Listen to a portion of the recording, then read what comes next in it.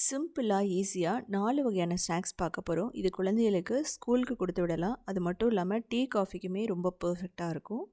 முதல்ல கராச்சி பிஸ்கட், அதுக்கப்புறமா வந்து பார்த்திங்கன்னா ஆலு கச்சோரி. நல்லா மொறுமொறுன்னு இருக்கும், ஆயிலையும் அப்சர்வ் பண்ணாது, பெர்ஃபெக்டான கிறிஸ்பினஸோடு எப்படி பண்ணுறதுன்னு பார்க்கலாம். நீங்கள் வந்து பன்னீர் ஃபில்லிங் கூட உள்ளே வச்சுக்கலாம். இதுக்கப்புறமா தில்குஷ் இல்லைனா தில் பசன்னு சொல்லலாம். 80s 90s கிட்ஸோட ஃபேவரேட்டுன்னு சொல்லலாம். நம்ம ஸ்கூலில் சாப்பிட்ருப்போம், பேக்கரியில் சாப்பிட்ருப்போம். ஸோ இதுவுமே வந்து பார்த்திங்கன்னா வீட்லேயே பண்ணலாம். நீங்கள் அவன், கடாய் இதில் வேணாலும் பண்ணலாம். நல்ல டேஸ்ட்டாக இருக்கும், பஞ்சு போல். இதுக்கப்புறம் கிறிஸ்பியான வெஜிடபிள் கட்லட், வெஜிடபிள் சாப்புன்னு சொல்லுவோம். இதுவுமே வந்து பார்த்திங்கன்னா ஸ்ட்ரீட் ஸ்டைலில் பண்ண போகிறோம். நாம் இன்றைக்கி பார்க்க போகிறது ரொம்ப ரொம்ப சிம்பிளான முறுமுறுன்னு கராச்சி டியூட்டி ஃப்ரூட்டி குக்கீஸ் தான். இது வந்து பார்த்திங்க அப்படின்னா கிட்டத்தட்ட 2 வாரம் வரைக்குமே கெட்டு போகாது. டீக்கு வந்து ரொம்ப பர்ஃபெக்டாக இருக்கும். அது மட்டும் இல்லாமல் குழந்தைகளுக்கு ஸ்நாக்ஸாக கொடுத்து விடலாம். ஈவினிங் ஸ்கூல் விட்டு வந்ததுக்கப்புறம் கொடுக்கலாம். அந்த அளவுக்கு ரொம்ப சூப்பராக இருக்கும். இது வந்து பார்த்திங்க அப்படின்னா கடையில் வாங்கினா கொஞ்சம் விலை அதிகமாக இருக்கும். ஸோ நம்ம வீட்டில் செய்யும்போது கொஞ்சம் திருப்தியாகவும் இருக்கும், அதே சமயம் ரொம்ப டேஸ்ட்டாகவும் இருக்கும். இது எப்படி செய்கிறதுன்னு பார்க்கலாம். பிகினர்ஸ் கூட இது ஈஸியாக பண்ணிடலாம். இப்போ நம்ம பட்டர் எடுத்துக்கணும். கிட்டத்தட்ட 130 கிராம் பட்டர் நம்ம எடுத்துக்கலாம். இல்லை 100 கிராம் கூட நீங்கள் எடுத்துக்கலாம், ஒன்றும் பிரச்சனை இல்லை. உங்களுக்கு அளவு தெரியலன்னா 100 கிராமாகவே பட்டர் இருக்குது. பவுடர் சுகர் 1/2 கப் போட்டுக்கலாம். பவுடர் பிடிக்கலனா, பவுடர் சுகர் பிடிக்கலனா நீங்கள் ப்ரௌன் சுகர் போட்டுக்கலாம், வெல்லம் போட்டுக்கலாம்.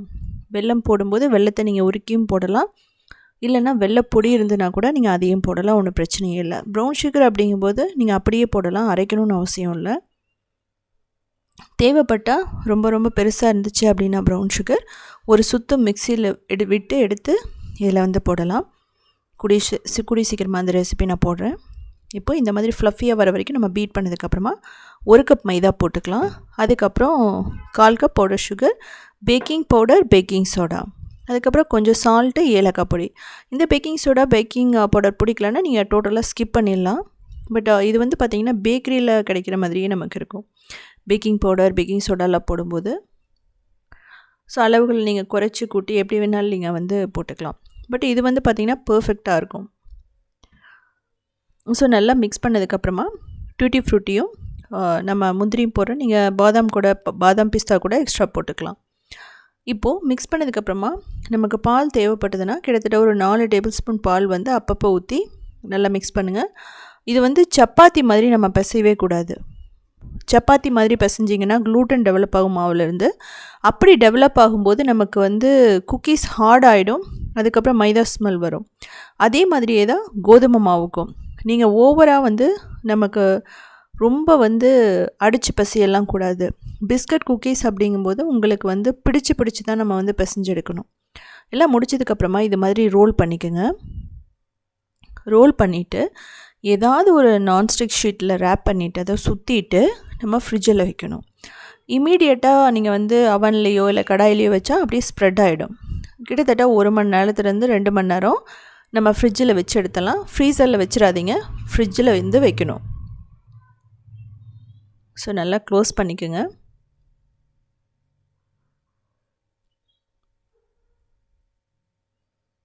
ஸோ பாருங்கள், நமக்கு பர்ஃபெக்டாக ரெடி ஆகிடுச்சு.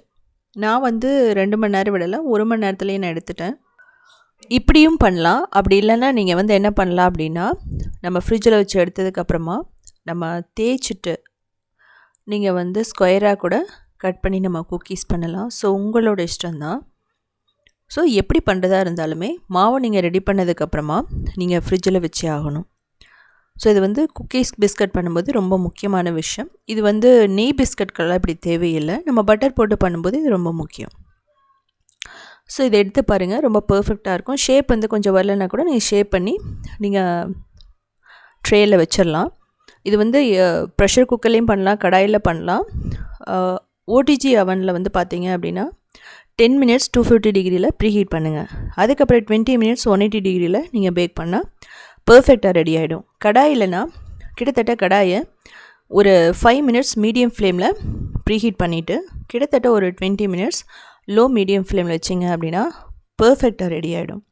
குக்கீஸ் எடுத்த உடனே நீங்கள் வந்து பார்த்தீங்க அப்படின்னா ரொம்ப சாஃப்டாக இருக்கும். நான் அவனை வந்து ஆஃப் பண்ணி விட்டுட்டேன் ஓடிஜியை. ஸோ அதனால் எனக்கு ஒரு 20 நிமிஷத்தில் நல்லா வந்துருச்சு. நீங்கள் வந்து என்ன பண்ணுங்கன்னா கொஞ்சம் ஆற விடணும். அப்போ தான் வந்து பார்த்திங்கன்னா குக்கீஸ் வந்து ரொம்ப பர்ஃபெக்டாக இருக்கும். அவசரமாக ஓடிஜிலேருந்தோ அவன்லேருந்தோ எடுத்த உடனே நீங்கள் வந்து கையில் எடுத்திங்கன்னா சாஃப்டாக தான் இருக்கும். ஸோ டைம் ஆக அது இருக்கும், ரொம்ப மொறுமொறுன்னு வந்துடும். ஆற வச்சுட்டு ஒரு ஏர்டைட் கண்டெய்னரில் போட்டிங்க அப்படின்னா கிட்டத்தட்ட 2 வாரம் வரைக்குமே நமக்கு கெட்டு போகாது. எந்த ஒரு ஆர்டிஃபிஷியல் கலரும் இல்லை, எந்த ஒரு ஆர்டிஃபிஷியல் ஃப்ளேவரும் இல்லை, அவ்வளோ சூப்பராக இருக்கும். ஸோ இந்த பேக்கரி பிஸ்கட் வந்து பார்த்திங்க அப்படின்னா நீங்கள் எக்கோட பண்ணலாம், எக் இல்லாமல் பண்ணலாம், மில்லட்ஸ்லேயும் நீங்கள் பண்ணலாம். கூடிய சீக்கிரமாக மில்லட்ஸ், கோதுமை, அதுக்கப்புறமா ராகியை வச்சு நம்ம வீடியோ போடுறோம். இதில் வந்து பார்த்திங்கன்னா டியூட்டி ஃப்ரூட்டி இல்லை அப்படின்னா பாதாம், பிஸ்தா இது மட்டுமே கூட நீங்கள் போட்டு பண்ணலாம்.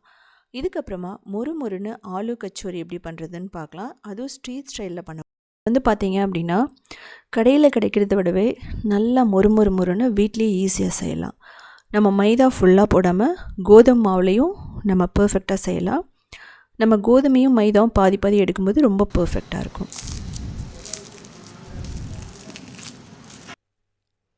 ஸோ இதுக்கு 1/2 கப் மைதா, 1/2 கப் கோதுமை மாவு, கொஞ்சம் உப்பு, ஒரு 2 டேபிள் ஸ்பூன் ஆயில் போட்டுக்கலாம். இதை வந்து முதல்ல நல்லா மிக்ஸ் பண்ணுங்கள். தேவைப்பட்டால் ஒரு 2 டேபிள் ஸ்பூன் ரவை கூட போட்டுக்கலாம். எனக்கு அந்த டைமில் இல்லைங்கிறதுனால என்னால் போட முடியல. இப்போ தேவையான அளவு தண்ணி ஊற்றிட்டு ஓரளவுக்கு செமி சாஃப்ட் டோ மாதிரி கொண்டு வரணும்.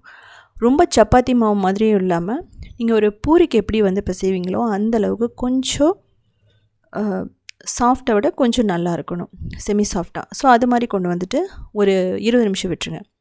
அரைக்கிறதுக்கு வந்து பார்த்திங்க அப்படின்னா சோம்பு, கொத்தமல்லி, ஜீரகம் இது வந்து 1-2 அரைச்சி நம்ம எடுத்துக்கலாம். எண்ணெய் ஊற்றிட்டு ஃபில்லிங்க்கு நம்ம அரைச்சதை வந்து போட்டுக்கலாம். அதுக்கப்புறமா பெருங்காயம், இஞ்சி, பூண்டு, அதுக்கப்புறமா பச்சை மிளகாய் இதெல்லாம் போட்டு நல்லா வதக்கணும். இதுக்கு வந்து பார்த்திங்கன்னா ஆனியன் தேவையில்லை, பிடிச்சவங்க ஆனியன் ஆட் பண்ணிக்கலாம். மஞ்சள் தூள், ஜீரகத்தூள், கொத்தமல்லி தூள், மிளகாய்த்தூள், கஸ்தூரி மெத்தி, கரம் மசாலா, கொஞ்சம் உப்பு, வேக வச்ச உருளைக்கிழங்கு ஒரு 3 உருளைக்கிழங்கு, அதுக்கப்புறம் கொத்தமல்லி இதெல்லாம் போட்டு கிட்டத்தட்ட மீடியம் ஃப்ளேமில் வச்சுட்டு நல்லா மிக்ஸ் பண்ணதுக்கப்புறமா நீங்கள் ஆஃப் பண்ணிவிட்டு இதை வந்து நல்லா மேஷ் பண்ணிவிடுங்க. ஸோ அப்படி இருந்தால் மட்டும்தான் நமக்கு அந்த கச்சோரி செய்யும்போது ரொம்ப பர்ஃபெக்டாக இருக்கும். அதே சமயம் ரொம்ப பர்ஃபெக்டாக வரணுன்னா இந்த ஸ்டஃபிங் வந்து கொஞ்சம் ஆறி இருக்கணும். ரொம்ப சூடாக இருந்தாலுமே நல்லா இருக்காது. ஸோ இதை ரெடி பண்ணிவிட்டு 5 நிமிஷம் விட்டிங்கனாவே பர்ஃபெக்டாக ரெடி ஆகிடும். இதுக்கப்புறமா நமக்கு தேவையான ஷேப்பில் உருண்டைகளாக பிடிச்சி வச்சிடலாம். ஒரு லெமனை விட கொஞ்சம் சின்னதாக இருந்தால் ஓகே. சின்ன லெமன் சைஸ் வந்து நம்ம பிடிச்சி வச்சிடலாம். மினி கச்சோரியாக இருந்ததுன்னா நீங்கள் நெல்லிக்காய் சைஸ் வந்து பிடிச்சிட்டு அதுக்கப்புறம் அதை வந்து ஸ்டஃபிங் பண்ணிவிட்டு அப்புறம் டீப் ஃப்ரை பண்ணலாம். நமக்கு சமோசா பண்ணுற மாதிரியே தான். இப்போது நமக்கு கிட்டத்தட்ட 20 நிமிஷமாக அந்த மாவு ஊறிட்டு இருந்துச்சு. இப்போ பார்த்தீங்கன்னா முன்னாடி இருந்ததை விட இப்போ கொஞ்சம் சாஃப்டாக இருக்கும். ஸோ அதனால தான் ரொம்ப சாஃப்டாக பிசைஞ்சிட்டிங்க அப்படின்னா அது மாதிரி சொதன்னு ஆகிடும். அதுக்கப்புறம் கச்சோரி வராது. நம்ம சமோசாக்கு பண்ணுற மாதிரியே தான் பண்ணணும். இதுக்கு நல்லா மொறுமொறுன்னு வரணும்னா நீங்கள் அப்படி தான் பண்ணணும். இதில் வந்து பார்த்திங்கன்னா முழுக்க கோதுமையில் பண்ணும்போது எக்ஸ்ட்ரா வந்து ரவை, அரிசி மாவெல்லாம் போடணும். ஆனால் நம்ம மைதா பாதி கோதுமை மாவு பாதி பண்ணுறதுனால உங்களுக்கு டேஸ்ட் வந்து வித்தியாசம் தெரியாது. ஸோ தேவையான ஷேப்பில் தேவையான அளவில் நம்ம உருண்டைகளை முதல்ல பிடிச்சி வச்சிடணும். மாவு பிசைறதுக்கு ஒரு 5 நிமிஷம் தான் ஆகும். ஃபில்லிங்க்கு வந்து 2 நிமிஷம். ஏன்னா நம்ம எல்லாத்தையும் வேக வச்சுட்டதுனால உங்களுக்கு லைட்டாக ரோஸ்ட் பண்ணால் போதும். அதுக்கப்புறம் ஷேப் பண்ணுறது இது வந்து கையிலேயும் பண்ணலாம். நம்ம கொழுக்கட்டை மாவெல்லாம் பண்ணுவோம் மோதகத்துக்கு, அதே மாதிரியே தான். ஸோ இன்கேஸ் உங்களுக்கு இது மாதிரி பண்ண முடியலன்னா ஒன்றும் பிரச்சனை இல்லை. நீங்கள் ஒரு சப்பாத்தி கட்டை மேலே லைட்டாக தேய்ச்சிங்க அப்படின்னாவே ஓரளவுக்கு வந்துடும். பூரி தேய்க்கிற மாதிரி திக்காக தேய்ச்சிட்டு அதுக்கப்புறம் ஃபில்லிங் வச்சுட்டு நம்ம க்ளோஸ் பண்ணணும். நம்ம மோதகம் பண்ணுற மாதிரியே தான் இதுக்கு நம்ம பண்ணுவோம். ஸோ இதில் நான் ஃபில்லிங் வந்து உருளைக்கிழங்கு வச்சுருக்கேன். நீங்கள் தேவைப்பட்டால் என்ன பண்ணலாம் அப்படின்னா பச்சை பட்டாணியை வேக வச்சு இதிலேயே போட்டுடலாம்.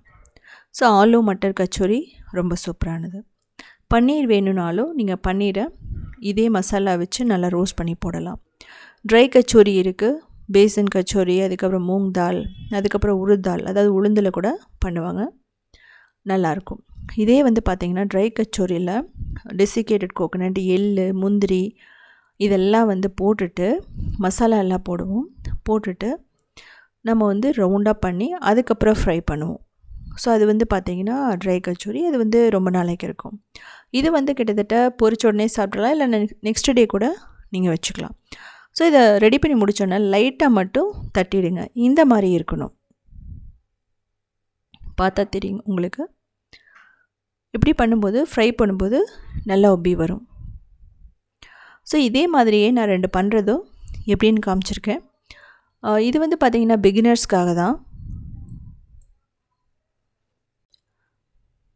ஸோ இதில் வந்து பார்த்திங்கன்னா நீங்கள் மைதா ஃபுல்லாக போடும்போது நெய் 2 டேபிள் ஸ்பூன் ஊற்றி ஒரு 2 டேபிள் ஸ்பூன் ரவா போட்டிங்கன்னா நல்லா கிறிஸ்பியாக இருக்கும்.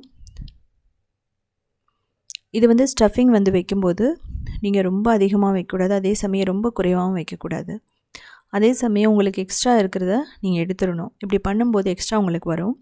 அதை வந்து நீங்கள் அப்படியே வைக்கலாம், இல்லைன்னா ரொம்ப அதிகமாக இருக்கிற மாதிரி இருந்தால் அதை வந்து நீங்கள் ரிமூவ் பண்ணிடலாம். முதல்ல உருண்டை ஆக்கினதுக்கப்புறம் நம்ம வடை தட்டுற மாதிரி ஜென்டலாக தட்டிட்டு எடுத்து வச்சுக்கலாம். ஸோ இது வந்து பார்த்திங்க அப்படின்னா நம்ம இதெல்லாம் ரெடி பண்ணதுக்கப்புறமா ஒரு ஜிப்லாக் பவுச்லேயோ இல்லை அப்படின்னா ஒரு ஏர்டைட் கண்டெய்னர்லேயோ போட்டுட்டு நீங்கள் ஃப்ரீசரில் வச்சுட்டிங்க அப்படின்னா வேணுங்கிறப்ப எடுத்து ஃப்ரை பண்ணிக்கலாம். 1 வீக் வரைக்குமே ஃப்ரீசரில் கெட்டு போகாது. நீங்கள் ஃப்ரிட்ஜில் வைக்கக்கூடாது, ஃப்ரீசரில் தான் வைக்கணும். ஸோ அது மாதிரி பண்ணிட்டீங்க அப்படின்னா நமக்கு வெளியே வாங்க வேண்டியதில்லை, தேவையான டைமில் எடுத்து பண்ணிக்கலாம். இதுலேயே வந்து பார்த்திங்கன்னா உங்களுக்கு ஓமத்தோட ஃப்ளேவர் பிடிக்கும் அப்படின்னா, அதாவது அஜ்வைனோட ஃப்ளேவர் பிடிக்குன்னா ஓமத்தை கொஞ்சம் நுணுக்கி போட்டுக்கலாம். அதுவுமே வந்து நல்லாயிருக்கும். ஸோ நம்ம ரெடி பண்ணிட்டோம். இதுக்கப்புறமா ஃப்ரை பண்ணுறது வந்து ரொம்ப முக்கியம். ஃப்ரை பண்ணுறது வந்து பார்த்திங்கன்னா நல்ல சூடான எண்ணெயாக இருக்கணும்.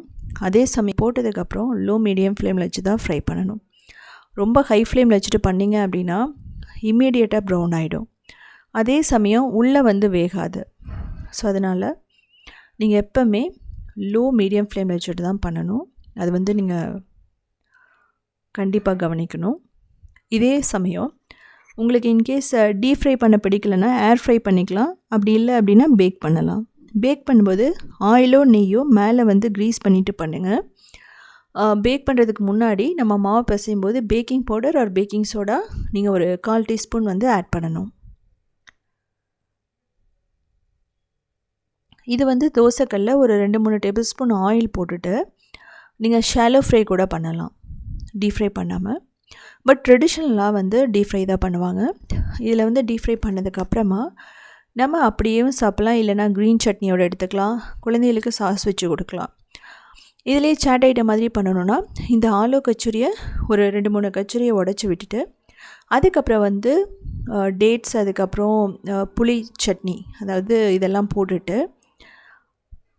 அதாவது வெல்லத்தையும் நீங்கள் புளியும் போட்டு நல்லா வந்து கொதிக்க வச்சுட்டு அதில் ஸ்பைசஸ் எல்லாம் போட்டதுக்கப்புறமா வரும். அதான் வந்து டேமரின் சட்னின்னு சொல்லுவாங்க. நல்லா புளி பிணைப்போடு சேர்த்துருக்கோம். அது மேலே க்ரீன் சட்னி, அதுக்கப்புறமா வந்து வெங்காயம், கொத்தமல்லி, அப்புறம் வந்து மாதுளம்பழம், அதுக்கப்புறம் ப்ளைன் சேவ் எல்லாம் தூவி விட்டிங்க அப்படின்னா ரொம்ப ஒரு சூப்பரான சாட் ரெசிபி நமக்கு ரெடி ஆகிடும். தக்காளி இதெல்லாம் போடணும், சின்ன சின்னதாக கட் பண்ணி, ரொம்பவே சூப்பராக இருக்கும். ஸோ அது மாதிரி கூட நீங்கள் செஞ்சு பாருங்கள். இதில் ரொம்ப முக்கியமாக கவனிக்க வேண்டியது ஃபில்லிங் வந்து ரன்னியாக இருக்கக்கூடாது. அதே சமயம் அந்த மேலே இருக்கிற அவுட்டர் லேயர் வந்து நல்லா திக்காக இருந்தால் மட்டும்தான், அதாவது மாவு திக்காக பிசைஞ்சால் மட்டும்தான் உங்களுக்கு அந்த கிறிஸ்பினஸ் வரும். அப்படி இல்லை அப்படிங்கும்போது உங்களுக்கு சொதன்னு ஆகிடும். அதே சமயம் நீங்கள் லோ ஃப்ளேமில் தான் ஃப்ரை பண்ணணும், ஹை ஃப்ளேமில் ஃப்ரை பண்ணக்கூடாது. இதுக்கப்புறமா தில்குஷ் அல்லது தில்பசன், நம்ம தமிழ்நாட்டில் வந்து தேங்காய் பன்னு சொல்லுவோம். அதுவுமே எப்படி பண்ணுறதுன்னு பார்க்கலாம். சிம்பிளாக ஈஸியாக தில்பசந்த் எப்படி பண்ணுறதுன்னு பார்க்கலாம். பேக்கரி ஸ்டைலில் நம்ம தேங்காய் பன் பார்க்க போகிறோம். இது வந்து பார்த்திங்க அப்படின்னா கிட்டத்தட்ட ஒரு 2-3 நாளைக்கு கெட்டு போகாது. குழந்தைகளுக்கு ஸ்நாக்ஸாக கொடுக்கலாம், டீ காஃபிக்கு ரொம்ப பர்ஃபெக்டாக இருக்கும். ஈவினிங் ஸ்கூல் விட்டு வந்தோடனேயும் கொடுக்கலாம். நம்ம வீட்லேயே பண்ணுறதுனால ரொம்ப ரொம்ப திருப்தியாகவும் ரொம்ப நல்லாவும் இருக்கும். ஸோ எப்படி பண்ணுறதுன்னு பார்க்கலாம். இதுக்கு 1 டீஸ்பூன் இன்ஸ்டன்ட் ஆக்டிவ் ட்ரை ஈஸ்ட்டும் 1.5 டேபிள் ஸ்பூன் சுகர் போட்டுக்கலாம். சுகர் பிடிக்கலன்னா தேன் கூட போட்டுக்கலாம். நல்ல வார்மான மில்க் வந்து கிட்டத்தட்ட 3/4 கப் நல்லா மிக்ஸ் பண்ணிக்கோங்க. கிட்டத்தட்ட 5லிருந்து 10 நிமிஷம் மூடி அப்படியே விட்டுணும். அப்போ தான் அந்த ஈஸ்ட் வந்து ரைஸ் ஆகும். இதுக்கப்புறமா 1.5 கப் மைதா, கொஞ்சம் மட்டும் சால்ட்டு போட்டுக்கலாம். போட்டுட்டு நல்லா மிக்ஸ் பண்ணுங்கள். கிட்டத்தட்ட ஒரு 8 நிமிஷம் நம்ம இந்த டோ வந்து பிசைகிற மாதிரி இருக்கும். முதல்ல அந்த பாலோடு சேர்த்து பிசைஞ்சிட்டு தேவையான அளவு தண்ணி ஊற்றிட்டு நல்லா பிசைஞ்சிக்கலாம். இது ஓரளவுக்கு பிசைஞ்சதுக்கப்புறமா நம்ம வந்து கிட்டத்தட்ட இதில் ஒரு 3 டேபிள் ஸ்பூன் ஆயில் போடுவோம். எந்த ஃப்ளேவருமே இல்லாத ஆயில், சன்ஃப்ளவர் ஆயில் வந்து ரொம்ப பர்ஃபெக்டாக இருக்கும். ஸோ இதை போட்டுட்டு நல்லா 5 நிமிஷம் மாவு பிசையணும். அப்போ தான் அந்த தில் பசந்த் ரெசிபி, அதாவது தேங்காய் பன் ரெசிபி அவ்வளோ சாஃப்டாக வரும். இப்போ பார்த்தீங்கன்னாவே தெரியும், நல்லா ஷைனிங்காகவும் பர்ஃபெக்டாகவும் நமக்கு ரெடி ஆகிடுச்சு. பெரிய ஷீட் இருந்ததுன்னா அதை மேலே கூட ஸ்ட்ரெச் பண்ணி நீங்கள் மாவு பிசைஞ்சிக்கலாம். மைதா பிடிக்கலைன்னா கோதுமை மாவுலேருந்து போட்டு பண்ணலாம். கூடிய சீக்கிரமாக அந்த வீடியோவும் நான் போடுறேன். நான் ஏற்கனவே க்ரியேட்டிவ் வேர்ல்டில் கோதுமை மாவை பயன்படுத்தி தேங்காய் பன் பண்ணியிருக்கேன், நீங்கள் போய் பார்த்துக்கலாம். ஸோ இது நம்ம உத்தமி கிச்சனில் இருக்கிற ஒரு ரெசிபி. ஸோ கொஞ்சம் ஆயில் ஊற்றிட்டு நல்லா மூடி வச்சுருங்க. ஒரு 1 மணி நேரம் ஆகும் நல்லா வார்மான பிளேஸில் வச்சுட்டா. இப்போது ஃபில்லிங்க்கு வந்து பாதாம், பிஸ்தா, அதுக்கப்புறம் திராட்சை, டூட்டி ஃப்ரூட்டி, டெசிகேட்டட் கோகோனட், இல்லைனா கூட நார்மல் கோகோனட் போட்டுக்கலாம். பவுடர் சுகர், அதுக்கப்புறமா ஏலக்காய், அதுக்கப்புறம் முந்திரி, இதெல்லாம் போட்டு நல்லா மிக்ஸ் பண்ணுங்கள். உங்கள்கிட்ட எந்த நட்ஸ் இருக்கோ நீங்கள் போட்டுக்கலாம். கிட்டத்தட்ட ஒரு 3 டேபிள் ஸ்பூன் நம்ம நெய் ஊற்றிட்டு மிக்ஸ் பண்ணுங்கள். இது வந்து ஹோல்ட் பண்ணி வச்சுக்கணும், அந்தளவுக்கு நமக்கு வேணும். இல்லை அப்படின்னா நம்ம தேங்காய் பண்ணை வந்து கட் பண்ணும்போது எல்லாம் உதிர்ந்து போயிடும். அதனால தான் நம்ம நெய் ஊற்றுறோம். இல்லைனா ஒரு கொஞ்சம் பட்டரை வந்து மெல்ட் பண்ணி கூட நீங்கள் ஊற்றலாம், உருக்கி ஊற்றலாம். 1 மணி நேரத்துக்கு அப்புறமா நல்லா ரெடி ஆகிடுச்சு. ரொம்ப ஏர் பபிள்ஸ் வந்து ரிமூவ் பண்ணாதீங்க. இதுக்கப்புறம் நம்ம பிசையக்கூடாது ரொம்ப. இது 2 பார்ட்டாக நம்ம டிவைட் பண்ணிக்கணும். கிட்டத்தட்ட நான் நல்ல வெயில் காலங்கிறதுனால 1 மணி நேரம் ஆகிடுச்சு. 1 மணி நேரம் தான் ஆச்சு. நீங்கள் வந்து குளிர்காலம்னா கொஞ்சம் டைம் ஆகும். ஸோ மார்னிங்கே ரெடி பண்ண ஆரம்பிச்சிட்டிங்க அப்படின்னா மாவு பிசைகிறது ஒரு 10 நிமிஷத்துக்குள்ளே பிசையலாம். அதுக்கப்புறம் இது வந்து நம்ம ரைஸ் பண்ணுறது மட்டும்தான். இப்போ இதையுமே வந்து பார்த்திங்கன்னா கிராக் இல்லாமல் நல்ல ரவுண்டாக பால்ஸாக பண்ணிக்கணும். ஸோ பாருங்கள். ஸோ இதே மாதிரி இதையும் செஞ்சு நம்ம எடுத்துகிட்டு ஓரளவுக்கு நல்லா திக்காக தேய்க்க போகிறோம். நம்ம ஈஸ்ட் போட்டிருக்கிறதுனால நீங்கள் மாவு தூவி தான் வந்து அந்த ஷீட் மாதிரி நம்ம பண்ணணும். இல்லைனா கீழே ஒட்ட பார்க்கும். இது வந்து பார்த்திங்கன்னா நல்லா திக்காக தான் நம்ம தேய்க்கணும். தின்னாக தேய்ச்சிங்க அப்படின்னா ஃபில்லிங் எல்லாம் அப்படியே வந்து கீழே வந்துடும். இது வந்து நம்ம பேஸ்ட்ரி மாதிரி நமக்கு கிடையாது. இது ஒரு பன், தேங்காய் பன் அப்படிங்கிறதுனால திக்காக தான் வேணும் நமக்கு. ஸோ இதுக்கு வந்து பார்த்திங்க அப்படின்னா நம்ம 2 ஷீட் நமக்கு தேவைப்படும். இதே வந்து பார்த்திங்க அப்படின்னா நம்ம க்ரீம் பன்லலாம் ஒரே ஒரு மாவு பயன்படுத்தி பண்ணுவோம். ஸோ இந்த மாதிரி ஈவனாக எடுத்துக்கணும். இதுக்கப்புறம் நம்ம ஒரு ட்ரேயில் போட்டுக்கலாம். பட்டர் ஷீட்டும் போடலாம், இல்லை நெய் தடவி பட்டர் தடவி மாவு தூவி அதில் கூட நீங்கள் பண்ணலாம். பட்டர் ஷீட் இல்லைனா ஒன்றும் பிரச்சனை இல்லை. நீங்கள் வந்து உங்கள்கிட்ட வந்து பேக்கிங் ட்ரே இல்லைனா கூட பரவாயில்ல, ஒரு பிளேட்டில் பண்ணுங்கள். ஸோ இப்போ அந்த ஃபில்லிங்கை நம்ம வச்சிடலாம். ஸோ நல்லா வந்து ப்ரெஷர் கொடுங்க. ஃபில்லிங் வந்து ஸ்ப்ரெட் ஆகாமல் இருக்கணும், அவ்வளோதான் நமக்கு. இதுக்கப்புறமா இன்னொரு ஷீட்டில் நம்ம ஜாமை தடவிட்டு அப்படியே இதை மூடி வச்சுட்டு டைட்டாக சீல் பண்ணணும். இந்த ஜாம் வந்து ஒரு சில பேக்கரியில் இந்த ஜாம் வந்து வைப்பாங்க, ஒரு சில பேக்கரியில் ஜாம் இல்லாமையும் பண்ணுவாங்க. ஸோ உங்களோட இஷ்டம். உங்களுக்கு ஜாம் இருந்ததுன்னா இந்த ஸ்டெப் வந்து ஃபாலோ பண்ணுங்கள். இல்லை அப்படின்னா ஒன்றும் பிரச்சனை இல்லை. ஜாம் வைக்கிறதுனால வந்து இன்னும் அந்த ஸ்வீட்னஸும் நல்லாயிருக்கும், ஃப்ளேவர் வந்து கொஞ்சம் அதிகமாக இருக்குது, அவ்வளோதான். ஸோ இதை மூடிட்டு ரொம்ப முக்கியமானது டைட்டாக சீல் பண்ணணும். ஸோ உங்களுக்கு கொஞ்சம் பெரிய பிளேட்டாக இருந்துச்சு அப்படின்னா ஓகே. இதை வந்து திரும்ப ரைஸ் பண்ணணும்னு அவசியம் இல்லை. விட்டால் ஒரு 10 மினிட்ஸ் வந்து அப்படியே வந்து மூடி வச்சுட்டு பண்ணலாம். பட் நான் வந்து என்ன பண்ணிட்டேன் அப்படின்னா இதெல்லாம் ரெடி பண்ணிவிட்டு அதுக்கப்புறம் நான் அவன் வந்து ப்ரீஹீட் பண்ணேன். அதனால் எனக்கு கொஞ்சம் 10 மினிட்ஸ் டைம் இருந்துச்சு. இதுக்கப்புறம் பெருசாக ரைஸ் ஆகணும்னு அவசியம் இல்லை. மேலே வந்து பால் வச்சு நம்ம க்ரீஸ் பண்ணணும். எதுக்காகனா நல்லா டாப் வந்து ப்ரௌனாக வரணும். இல்லைனா நீங்கள் உங்களுக்கு எக்கு பிடிக்குன்னா எக் வாஷ் கூட பண்ணலாம். ஒரு எக் யோக்கை வந்து கொஞ்சம் தண்ணியில் மிக்ஸ் பண்ணிவிட்டு அது மேலே பண்ணலாம். க்ராஸ் பண்ணணும். ஏன் வந்து க்ராஸ் போடுறோம்னா அந்த ஸ்டீம் வந்து கொஞ்சம் எஸ்கேப் ஆகணும், அது கொஞ்சம் விரிஞ்சு வரணும் அந்த பேக்கரி அந்த பன். ஸோ ப்ரீஹீட் பண்ண OTG 11 வச்சுட்டு கிட்டத்தட்ட ஒரு 45 மினிட்ஸ் 180 டிகிரியில் பேக் பண்ணணும். ப்ரீஹீட்டிங் டைம் அப்படின்னா 10 மினிட்ஸ் 250 டிகிரியில் நீங்கள் ப்ரீஹீட் பண்ணியே ஆகணும். ஸோ எடுத்ததுக்கப்புறமா நம்ம பட்டர் வச்சோ இல்லை நெய் வச்சோ அதை நல்லா க்ரீஸ் பண்ணிக்கலாம். இது எதுக்காக அப்படின்னா அந்த டாப் வந்து நல்லா ஷைனிங்காகவும் வரதுக்காகவும் கொஞ்சம் ஃப்ளேவர் வந்து எக்ஸ்ட்ரா இருக்கும், அதுக்காக தான் நம்ம பண்ணுறோம். ஸோ நீங்கள் ஆற வச்சுட்டும் கட் பண்ணலாம், இல்லை அப்படின்னா அப்படியும் பண்ணலாம். சொல்லப்போனால் இந்த தேங்காய் பன் அப்படிங்கிறது ரொம்ப ரொம்ப சாஃப்டாக இருக்கும். மாவை பிசையிறதுல தான் அந்த ப்ராசஸிங்கே இருக்குது. அவ்வளோ டேஸ்ட்டாக, அவ்வளோ ஸ்பாஞ்சியாக இருக்கும். உள்ள ஃபில்லிங் வந்து நல்ல டேஸ்ட்டாக இருக்கும். ஜாமு, பவுடர் சுகர், நட்ஸ் இருக்கிறதுனால குழந்தைகளுக்கு ரொம்ப ஹெல்தியானது கூட. நார்மல் சுகர் பிடிக்கலன்னா நீங்கள் ப்ரௌன் சுகரை அரைச்சும் போடலாம், வெல்லம் போடலாம். பட் கொஞ்சம் ஃப்ளேவர் மாற்றும். அதெல்லாம் பேக்கரி மாதிரி இருக்காது. ஸோ எப்பாவது ஒரு தடவை பவுடர் சுகர் போட்டு குழந்தைகளுக்கு பண்ணி கொடுக்கலாம். ஸோ பார்த்தீங்கன்னா தெரியும், ஜாம், அதுக்கப்புறம் கோகோனட் ஃபில்லிங், நட்ஸ் எல்லாமே சூப்பராக இருக்குது. கொஞ்சம் ஆறுனதுக்கப்புறம் நீங்கள் ஒரு ஏர்டைட் கண்டெய்னரில் போட்டுருங்க. நீங்கள் மீதி இருந்துன்னா கூட நீங்கள் ஃப்ரிட்ஜில் வச்சுக்கலாம். நல்லா க்ளோஸ் பண்ணி ஃப்ரிட்ஜில் வச்சிட்டிங்கன்னா ஒரு 2-3 நாளைக்கு இது கெட்டு போகாது.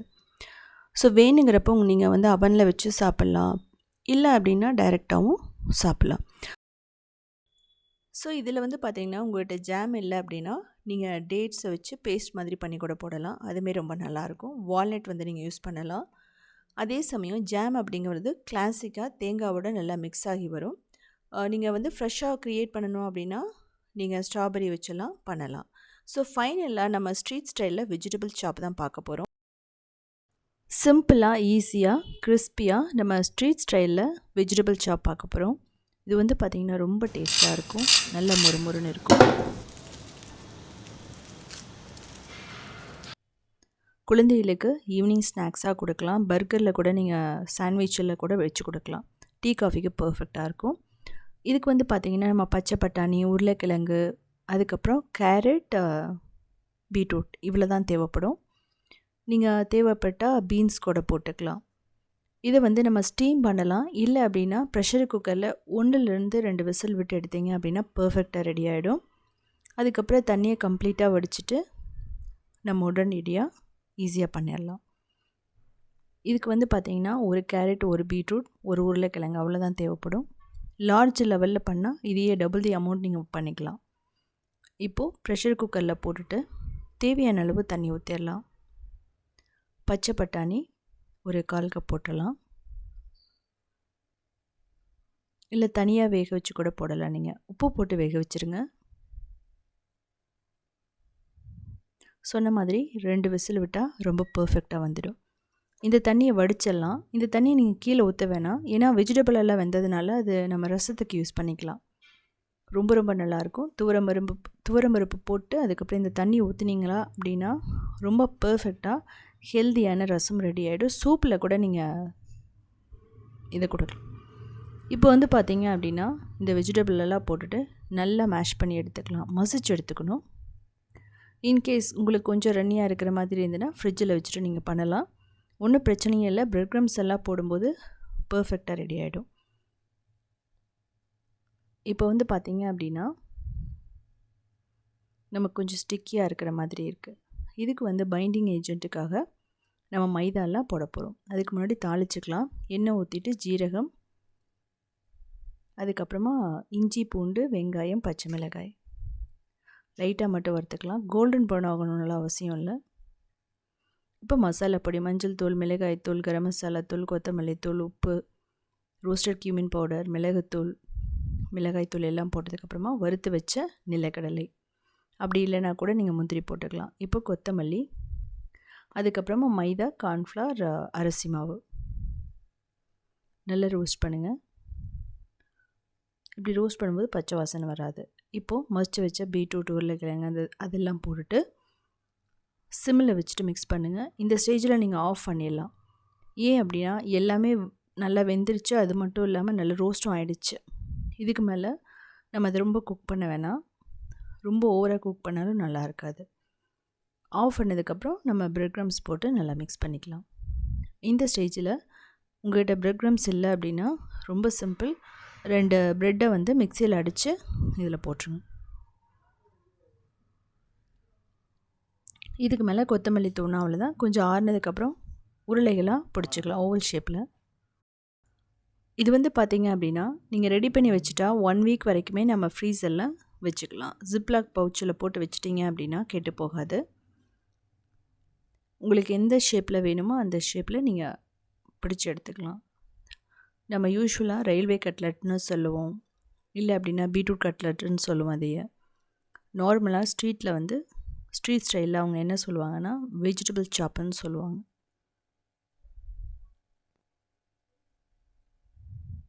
ஸோ முதல்ல எல்லாம் ரெடி பண்ணி வச்சதுக்கப்புறமா நம்ம வந்து மைதாவில் டிப் பண்ண போகிறோம். அதுக்கப்புறம் பிரெட் க்ரம்ஸில் கோட் பண்ண போகிறோம். அதுக்கு மைதா கார்ன்ஃப்ளவர் எடுத்துக்கலாம், உப்பு கொஞ்சம் போட்டுக்கலாம். ஓரளவுக்கு திக்காக வந்து நீங்கள் கரைச்சிக்குங்க. அதே சமயம் ஓவர் திக்காகவும் இருக்கக்கூடாது, ஓவர் ரன்னியாகவும் இருக்கக்கூடாது. ரொம்ப ரன்னியாக இருந்தால் அதில் வந்து பிடிச்சி வச்சுக்காது. அது மட்டும் இல்லாமல் நம்ம ஃப்ரை பண்ணும்போது அது உதிர ஆரம்பிக்கும். அதனால தான். இப்போது பிரெட் க்ரம்ஸ் எடுத்துக்கலாம். இன்கேஸ் உங்கள்கிட்ட இல்லைன்னா ரஸ்க் யூஸ் பண்ணுங்கள், கார்ன்ஃப்ளேக்ஸ் யூஸ் பண்ணுங்கள். அப்படி இல்லை அப்படின்னா ப்ரெட்டை வந்து மிக்சியில் போட்டு அரைச்சி கொஞ்சம் ரோஸ்ட் பண்ணி யூஸ் பண்ணலாம். இப்போது இதில் நம்ம டிப் பண்ணிக்கலாம். ஈஸி தான். அதில் டிப் பண்ணிவிட்டு நம்ம என்ன பண்ணலாம் அப்படின்னா பிரெட் க்ரம்ஸில் ரோல் பண்ணிக்கலாம். ஸோ அதே வந்து பார்த்திங்கன்னா நான் சிம்பிளான மெத்தட் தான் காமிச்சிருக்கேன். ஃபஸ்ட்டு வந்து பார்த்திங்க அப்படின்னா பிரெட் க்ரம்ஸில் போட்டுட்டு நம்ம இன்னொரு கையில் அந்த பிரெட் க்ரம்ஸை தூவி விடுறது, நம்ம கையிலேயே ஒட்டாது. இன்னொரு சிம்பிளான மெத்தட் இருக்குது. அது என்ன பண்ணுவோம் அப்படின்னா இதில் வந்து போட்டதுக்கப்புறமா கையிலேயே நம்ம தொட வேண்டியதில்லை, அப்படியே எல்லாமே கோட் ஆகிடும். அது உங்களுக்கு ரொம்ப ஈஸியாக இருக்கும்.